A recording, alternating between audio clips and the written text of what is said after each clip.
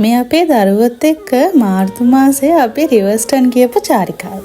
ඉතින් මේ වෙනකොට ගම් වතුර නිසා රිවර්ස්ටන් වල මේ ලස්සන දැන් නැහැ. හැබැයි කාලයක් යනකොට ආයි මේ විදිහටම ලස්සනට අපිට බලන්න පුළුවන් වෙයි.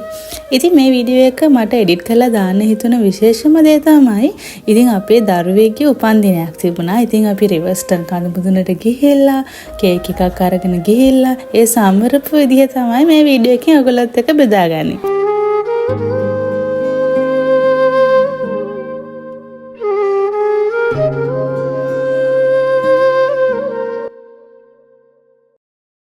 ටිකට් එහෙම අරගෙන අපි දැන් මේ නගින්නයි ලෑස්ති වෙන්නේ.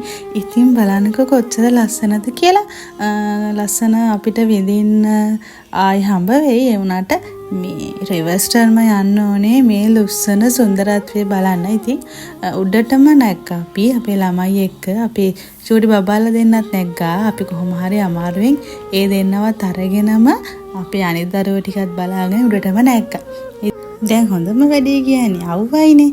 අපි ට්‍රිප් එක ගැන කියනකොට ළමයින්ට කිව්වේ මෙහි හරිම සීතලයි පුතේ, මේ දුම වැටෙනවා, එහෙම හරි සීතල පැත්තක්, නගින්න ලේසි, සීතලයි හරිම. දැන් මේ ළමයිට එක අහන්නේ කෝස සීතල හොඳටම අවුවයිනේ, රස්නේනේ, මේ දුමත් නැහැනේ, ඒ කිව්ව ලස්සන නැහැනේ. මොකද අපි කලින් මේ හස්බන්ඩ් ගිහිල්ලා තියෙනවා මෙහෙ. එතකොට මේ දුම වැටෙනවලු, සීතලයි, නගින්න බෑ, මාර හුලක් එහෙම කිව්වා. ඉතින් අපිත් බැලුවා මාර ප්‍රශ්න, දැන් මාරවයි සීතලත් නෑ මොකද මේ කියලා. වීඩියෝ එකේ අන්තිම වෙනකම් බලන්න සීතල කොහොමද එන්නේ කියලා. ඉතින් වීඩියෝ එකේ අන්තිමටම බලන්නකෝ, ඔයගලන්ටත් බලන්න පුළුවන් වෙයි ඒ ලස්සන හවස් වෙන්න අපි දැකගත්ත විදිහ.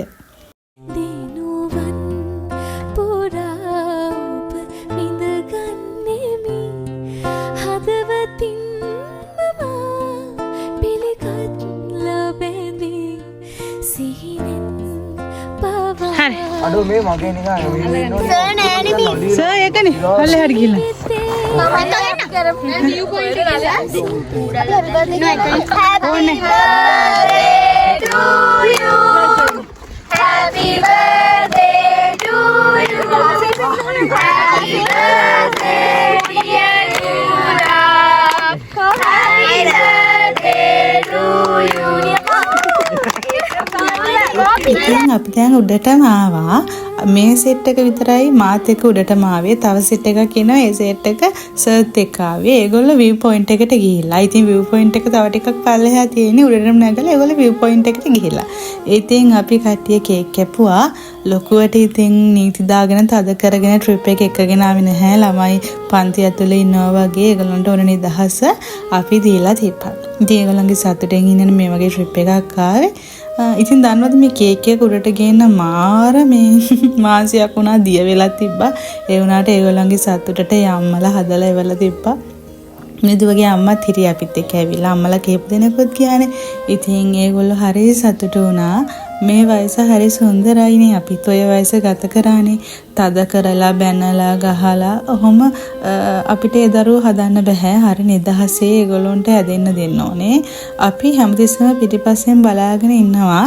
හැබැයි ඒගොල්ලෝ වැරදි වැඩ කරන්නේ නැහැ. මොකද හේතුව අපි පිටිපස්සෙන් බලාගෙන ඉන්නවා කියලා දන්නවා නම්. හැබැයි නිදහසත් චුට්ටක් දෙන්න ඕනේ ඒගොල්ලොන්ගේ සුන්දර කාලේ ගත කරන්න.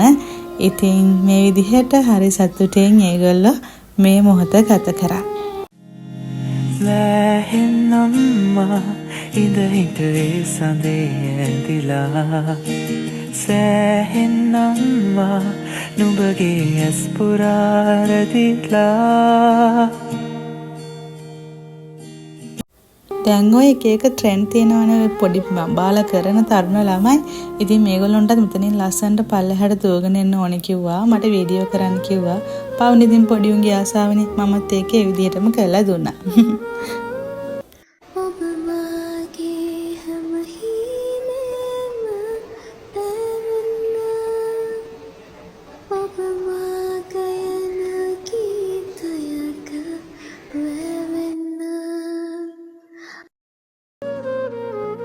මේ තියෙන්නේ අර මං කිව්ව view point එක. එතන තමයි ගොඩක්ම ලස්සන. මං හිතන්නේ මුළු ලෝකෙම පේනවද කොහෙද එතනට.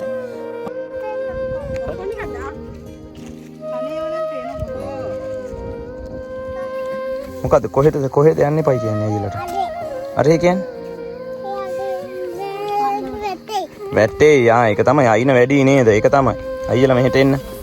ඔන්න දැන් තමයි අපි ළමයින්ට කිව්ව ලස්සන පරිසරය බලා ගන්න පුළුවන් උනේ. අපි පල්ලෙහාට බහිනකොට හොඳටම වැස්ස. ඉතින් වැස්ස කොච්චර ලස්සනද බලන්නකෝ. වටිනාකම් රකිමි සියුලඟ මා පෙම් පුරමි දනිමේ පෙරත් බව හුරු දනිමේ. ඔන්න ඉතින් දැන් අපි ගෙදරට පිටත් වුණා. මෙතනට නවත්තලා කෑම එහෙම රැට කාලා අපි එන්න හදන්නේ. දන්නවද පොඩි ළමයි අමුතුයි වෙනස් දැන් මෙතනට ඇවිල්ලා බස් ගොඩාක් තිබුණා අපේ බස් වලට අමතරව. එතනට ඇවිල්ලත් බලනවා ලස්සනම බස් එක මොකද්ද කියලා. ඉතින් මාර ප්‍රශ්න අපේ බස් එකේ අරක තිබ්බලු අරක නැහැලු. ඉතින් ඕවා තමයි පොඩි ළමයිගේ ජීවිතේ ඒගොල්ලෝ දකින්න සුන්දර දේවල්. ඉතින් හරි නිදහස්නේ මොනවාද හිතන්න තියෙන ඒගොල්ලන්ට බස් එකේ ලස්සනත් ඒගොල්ලෝ කල්පනා කරනවා. ඉතින් මේ විදිහට අපි ඒගොල්ලන්ට ටිකක් වෙලා රැ නටන්න කරන්න දීලා අපි පරිස්සමට ගෙදර ආවා. එහෙනම් තවත් වීඩියෝ එකකින් හම්බෙමු. මේක ඉවරනකම්ම බැලුව හැමෝටම බොහොම ස්තුතියි. ගිහලා එන්න. සංසාරේ පුරාවට අපි අපිට හිමි වෙන්න ජීවිතේ තිබෙන තුරු ඔබ තුරුලේ නැලවෙන්න ඉල්ලන්නේ හැම වෙලේ අනේ ඔබ රැක ගන්න මං කරපු සියලු පින් ඔබ නමට බැහැ